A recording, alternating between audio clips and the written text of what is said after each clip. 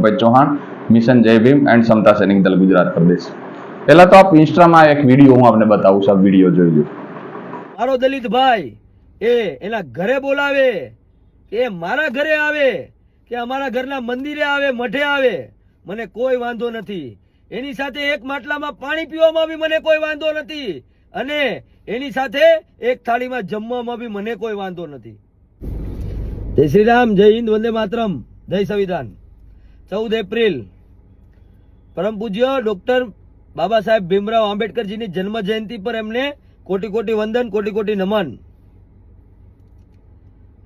આજના દિવસે એક વાત કહેવા માંગીશ કે જે લોકો જય ભીમ અને જય મીમના નારા લગાવે છે ને, જય ભીમ અને જય ભીમ મીમના ભાઈચારામાં માને છે, એવા લોકો માટે એક એવો બિન હિન્દુ વિસ્તાર, બિન હિન્દુ સ્કૂલ કે બિન હિન્દુ ધર્મસ્થાન બતાવો કે જ્યાં પરમ પૂજ્ય બાબા સાહેબ આંબેડકરજીની જન્મ જયંતિ ઉજવાણી હોય।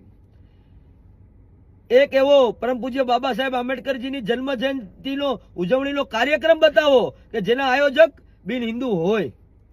અને હિન્દુઓ એવા હું લાખો કાર્યક્રમ બતાવીશ કે જ્યાં હિન્દુઓએ આજે પરમ પૂજ્ય બાબા સાહેબ ભીમરાવ આંબેડકરજીની જન્મ જયંતિની ઉજવણી કરી હોય, એમની પૂજા અર્ચના કરી હોય, અને છતાં બી જય ભીમ અને જય મીમના નારા સાથે ભાઈચારાની વાત કરવામાં આવે છે। આ કઈ પ્રકારનો ભાઈચારો કે જે બાબા સાહેબ આંબેડકરજીના લખેલા સંવિધાનને નથી માનતા, એ તો પોતાના કાનૂનને માને છે। એમની બરાબર, આપણે વિડીયો જોયું। આ જે ભાઈ છે જેમણે ખૂબ લાંબુ તિલક કર્યું છે અને ખૂબ સારી વાત કરે છે કે દલિત સમાજ મારા ઘરે જમવા આવે, મારા મંદિરમાં આવે, મારા હેઠું પાણી પીવે, હું એના ઘરે ખાવા જાઉં, એ મારા ઘરે ખાવા આવે, મને કોઈ વાંધો નથી। એટલે એને ખૂબ સારી બાબતની સારી વાત કરી। બીજી વાત એને કરી કે ડોક્ટર બાબા સાહેબ આંબેડકરની 133મી જન્મ જયંતિ આજે બિન હિન્દુ સિવાય કોઈ ઉજવી નથી રહ્યા, એક પણ વ્યક્તિ ઉજવી રહ્યો તો મને બતાવો। એટલે આ બે મુદ્દાઓને લઈને મારે ટૂંકી વાત કરવી છે ને આ ભાઈને સંદેશો આપવો ને પૂરા ગુજરાતને અને ભારતને સંદેશો આપવો છે।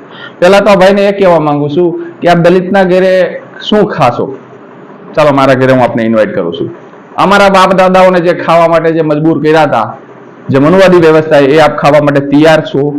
બીજું, આપ એવું કહો છો કે મને અમે બધા હિન્દુઓ છે ને અમે એક છીએ, તો આપ હિન્દુઓને એ કહેવા માંગો છો કે મણિપુરની અંદર ઘટના ઘટે, ઉનાકાંડ ઘટે, ગમે ત્યાં અમારી બહેનો દીકરીઓના બળાત્કાર, રેપ, મર્ડરો થાય, એ કોઈ વિધર્મીઓ કરે છે કે કોણ કરે છે? એમનો જવાબ પહેલો આપો। આજ દી સુધી ભારતની અંદર રોજની માટે દર 4 મિનિટે દલિત સ્ત્રીઓ ઉપર હત્યાઓ થાય છે, એમના બળાત્કારો થાય છે, એના રેપ મર્ડરો થાય છે। આ કોણ કરે છે? એ કોઈ વિધર્મી નથી કરતા। અને રહી બાબા સાહેબની વાત, તો ડોક્ટર બાબા સાહેબ આંબેડકરની જન્મ જયંતિ ભારત નહીં, વિશ્વના 192 દેશ આજે ઉજવી રહ્યા છે। અને ભારતની અંદર પણ જે તમે કહો છો ને બિન હિન્દુ સિવાયના બૌદ્ધ, જૈન, શીખ, ઈસાઈ, મોમેડી બધા દરેક વ્યક્તિઓ બાબા સાહેબને માનનાર હોય છે ને એમની જન્મ જયંતિ ઉજવી રહ્યા છે। એટલે ખાલી ખોટા તમે ફેમસ થવા માટે ડોક્ટર બાબા સાહેબ આંબેડકર ને દલિત નામનો ઉપયોગ ના કરો। આપને બહુ જ દલિત પ્રત્યે આટલી બધી વેદનાઓ અને પીડા હોય ને તો દલિત ઉપર રોજે રોજ અત્યાચાર થાય છે, એમની દીકરીઓ ઉપર બળાત્કારો થાય છે, એમના રેપ મર્ડરો થાય છે, અને મોટા શહેરોની અંદર દલિતોને મકાન નથી કોણ આપતા ને એ પણ આપ બહુ ખૂબ સારી રીતે જાણો છો। બરાબર, મોટા શહેરોની અંદર દલિતોને કોણ મકાન નથી આપતા? જાત પૂછી અને મકાન આપવામાં આવે છે, એ પણ કોઈ વિધર્મીઓના નથી પાડતા। બરાબર છે? એટલે આ બધી જે સ્ટંટબાજી છે ને, જે રાજનીતિક જે પોલિટિકલ સ્ટન્ટ, એ બધા બંધ કરો। એટલા માટે આ ભાઈને કહું છું, આપને અમે આમંત્રણ આપીએ છીએ, આવો હાલો ચાલો મારા ઘરે જમવા આવો, આપ મારો કોન્ટેક્ટ કરજો, આવો મારા ઘરે, મારા ઇન્સ્ટા પર મને મેસેન્જરમાં મેસેજ કરી અને આપ મને તમારો નંબર મોકલજો, હું તમને જમવા માટે ઇન્વાઇટ કરું છું। પણ જમવું તમારે એ પડશે જે અમારા બાપ દાદાઓને ખાવા માટે આપણે મજબૂર કર્યા હતા। બીજું ઇન્વાઇટ હું તમને આપું છું કે જ્યાં દલિતોને ઉપર હત્યા થાય, એમના મર્ડરો થાય, એમને રેપ મર્ડર જે કાંઈ કેસો બને ત્યાં આપણે તપાસ કરવા જશું કે કોઈ વિધર્મીઓ કરે છે કે હિન્દુઓ કરે છે, ત્યારે તમારે બોલવાનું છે। આ તમને ઇન્વાઇટ કરું છું। ત્રીજું એ છે કે ડોક્ટર બાબા સાહેબ આંબેડકરની જન્મ જયંતિ જે ઉજવાની છે, હિન્દુ સિવાય કેટલી કેટલી જગ્યાએ કોને ઉજવી છે એ પણ આપણે જોવા જવાના છે। બસ આ જ વાત આપને એક સંદેશો આપી રહ્યો છું। જય સંવિધાન, જય ભારત, જય ભીમ।